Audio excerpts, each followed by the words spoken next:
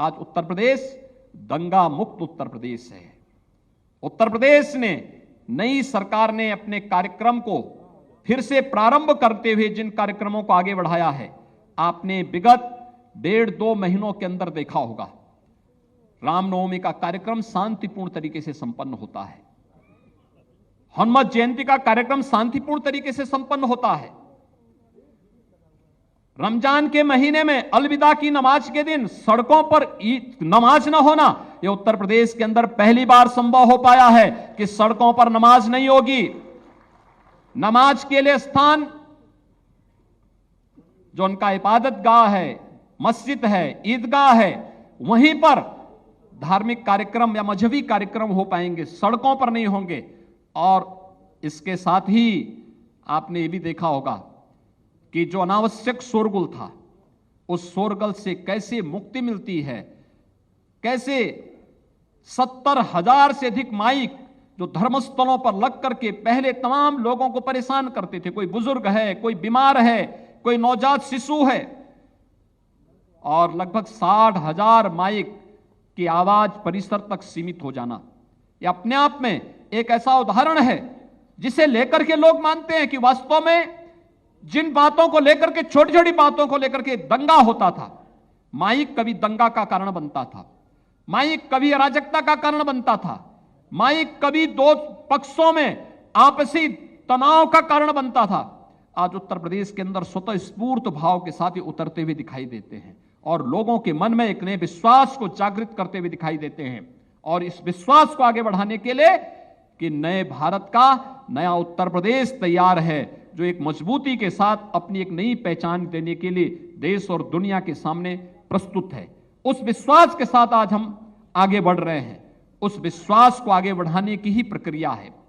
जब कल आदरणीय प्रधानमंत्री जी के नेतृत्व में केंद्र सरकार के 8 वर्ष के सफलतम कार्यकाल को हम जन जन तक पहुंचाने के कार्यक्रम का हिस्सा बन सकें, उस अभियान को आगे बढ़ा सकें, और उस अभियान को आगे बढ़ाने के लिए, क्योंकि जितने भी कार्यक्रम प्रधानमंत्री मोदी जी ने विगत 8 वर्ष के अंदर, चाहे वह इंफ्रास्ट्रक्चर डेवलपमेंट के हों, गरीब कल्याण से जुड़े हुए योजनाएं हों, युवाओं से संबंधित हों, महिलाओं के कल्याण से संबंधित हों, या फिर समाज के विभिन्न तबके के हितों के लिए किए जाने वाले कार्यक्रम हों, ये सभी कार्यक्रम इस बात को प्रदर्शित करते हैं और सभी योजनाएं प्रत्येक नागरिक को स्वावलंबन की दिशा में अग्रसर करने के एक बृहद अभियान का हिस्सा है। और उस बृहद अभियान के हिस्से बनने के लिए ही आज हम सबको मिलकर के इस कार्यक्रम को आगे बढ़ाना होगा। और 8 वर्ष के इन कार्यक्रमों को लेकर के जन जन तक पहुंचाने का एक कार्यक्रम हम केंद्र सरकार की उपलब्धियों के साथ साथ केंद्र और राज्य सरकार के द्वारा अपने इस कार्यकाल के दौरान जो कुछ भी प्रदेश की 25 करोड़ जनता के जीवन में व्यापक परिवर्तन करने के लिए किया है, उस परिवर्तन को हम नए सिरे से आगे बढ़ा सकें। मित्रों, विगत कार्य समिति के बाद आपने काशी में काशी विश्वनाथ धाम के भव्य उद्घाटन के कार्यक्रम को भी अपनी आंखों से देखा होगा। अयोध्या में भगवान श्री राम के भव्य मंदिर निर्माण के बाद अब काशी ने जो अंगड़ाई ली है वो हम सबके सामने है। काशी में काशी विश्वनाथ धाम का भव्य उद्घाटन होने के बाद प्रतिदिन 1 लाख श्रद्धालु काशी विश्वनाथ धाम के दर्शन करने के लिए काशी में आ रहा है। और काशी आदरणीय प्रधानमंत्री जी के विजन के अनुरूप अपने नाम को सार्थक कर रहा है। आज काशी उस दिशा में आगे बढ़ चुका है। मथुरा, वृंदावन, विंध्यवासिनी धाम, नेमिष धाम, सुख तीर्थ, वे सभी तीर्थ एक बार फिर से एक नई अगड़ाई लेते हुए दिखाई दे रहे हैं। और उन स्थितियों में हम सबको आगे बढ़ना होगा। साथ साथ मैं आप सबका आह्वान करूंगा, कार्य समिति के माध्यम से अब इस संकल्प को लेकर के चले। 2024 के चुनाव की भावभूमि अभी से हमें तैयार करनी होगी। अगर जनता जनार्दन ने हम सबको कोरोना कालखंड में किए गए परिश्रम, किए गए कार्य, सेवा ही संगठन के इस लक्ष्य को प्रदान करने में हमें सफलता प्रदान की, तो साथ साथ केंद्र और प्रदेश सरकार की उपलब्धियों को जन जन तक पहुंचाने का परिणाम चुनाव में हमारे सामने आया है। लेकिन हमें अभी 2024 के लिए अपने आप को अभी से तैयारी करके आगे बढ़ना होगा। और 2024 के लोकसभा चुनाव में प्रधानमंत्री मोदी जी के नेतृत्व में एक बार फिर से हमें साबित करना है। उत्तर प्रदेश 75 सीटों का लक्ष्य लेकर के अभी से आगे बढ़े कि उत्तर प्रदेश में 75 सीटें उत्तर प्रदेश की जनता जनार्दन भारतीय जनता पार्टी के नेतृत्व में चुनाव जिता करके भेजेगी।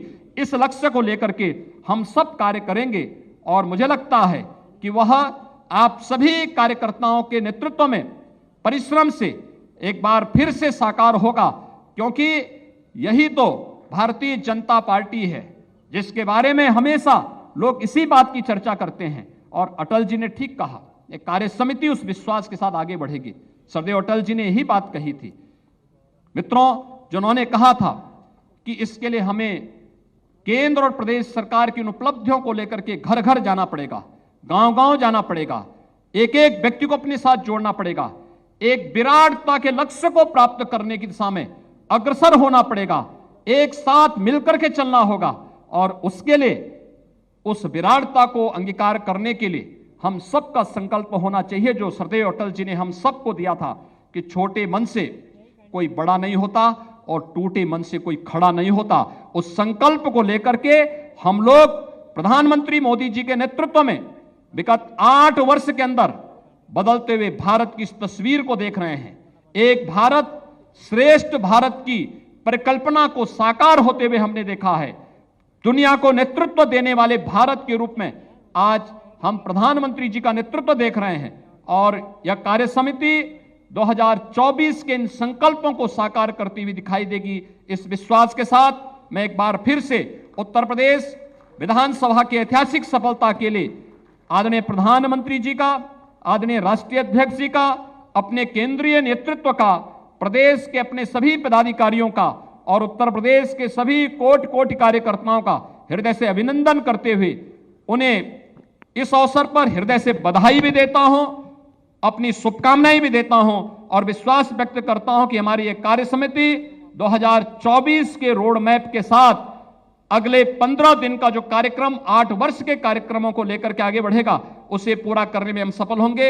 इस पूरे अभियान के प्रति मेरी पूरी शुभकामनाएं हैं। आप सबके प्रति कदम से कदम मिला करके पूरी सरकार आपके साथ खड़ी होगी। बहुत बहुत धन्यवाद। जय हिंद। धन्यवाद माननीय मुख्यमंत्री जी। कार्य समिति आपके इस पाथे के लिए आपका अभिवादन करती है। अब मैं आग्रह करूंगा हम सभी लोगों से कि अब हम प्रधानमंत्री श्री नरेंद्र मोदी